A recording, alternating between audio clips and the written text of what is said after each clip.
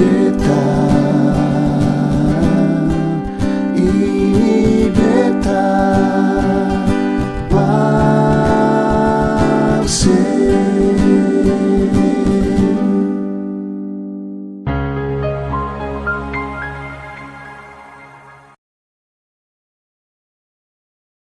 Saudara semua dimanapun saudara berada, kasih dan kemurahan Tuhan yang luar biasa besarnya itu tidak pernah habis-habisnya dalam hidup kita. Mari kita terus meletakkan iman dan pengharapan kita di tengah-tengah semua situasi yang susah ini hanya kepada Tuhan kita, Tuhan Yesus Kristus yang adalah Tuhan dan Juru Selamat kita.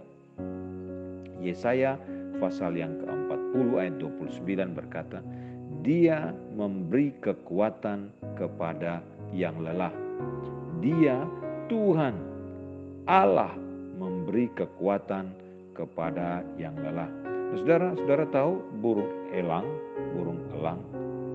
burung yang luar biasa hebatnya. Dia kalau terbang dan mengincar mangsanya, dan begitu menemukan mangsanya di dalam sekejap, bisa tiba-tiba menyerang, mematuk, menangkap mangsanya dengan kecepatan yang luar biasa. Elang juga kalau saudara memperhatikan dengan baik, seperti yang dikatakan oleh banyak pengamat-pengamat burung, dia ketika dalam situasi tertentu, dia bisa terbang berputar-putar, kemudian melesat ke atas, dan dengan sayap yang kuat burung besar itu membumbung semakin tinggi, terbang semakin tinggi, kemudian menjadi sebuah titik kecil, dan kita akan tidak bisa melihatnya karena dia terus terbang dengan tingginya, mengapakkan sayapnya terbang ke tempat yang lebih tinggi. Elang yang terbang itu mestinya mengingatkan saudara dan saya akan pujian yang dinaikkan Yesaya. Di dalam Yesaya 40 ayat 30 dan 31, Yesaya mengatakan, orang-orang muda menjadi lelah dan lesu, dan teruna-teruna jatuh tersandung.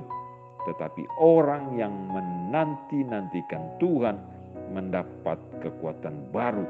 Mereka seumpama Raja Wali yang naik terbang dengan kekuatan sayapnya. Saudaraku, luka hati dan tragedi dalam hidup dapat menghilangkan sukacita, daya tahan, dan kekuatan kita, serta membuat kita bertekuk lutut. Namun perhatikan ini saudara, jika kita menaruh pengharapan kita dalam Tuhan dan percaya hanya kepada Tuhan, Tuhan akan memperbaharui kekuatan kita.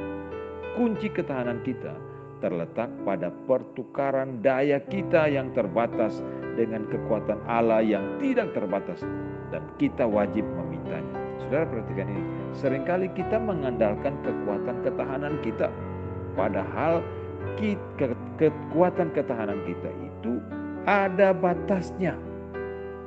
Daya kekuatan, daya kemampuan sebagai manusia ada batasnya.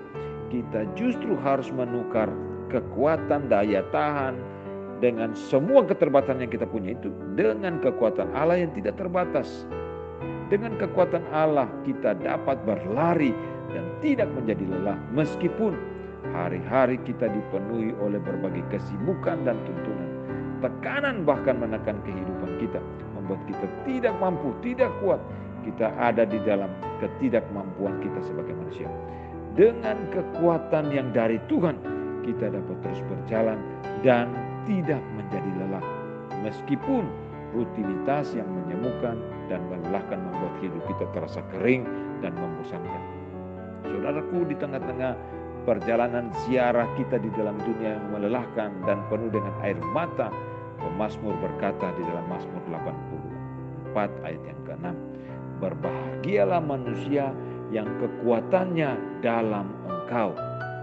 Berbahagialah manusia yang kekuatannya ada di dalam Tuhan.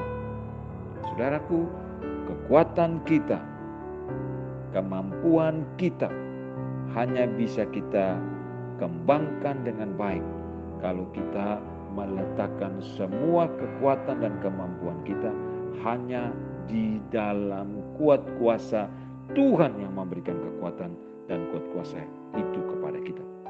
Luar biasa saudaraku, kekuatan Allah yang tidak terbatas menggantikan kelemahan kita yang terbatas.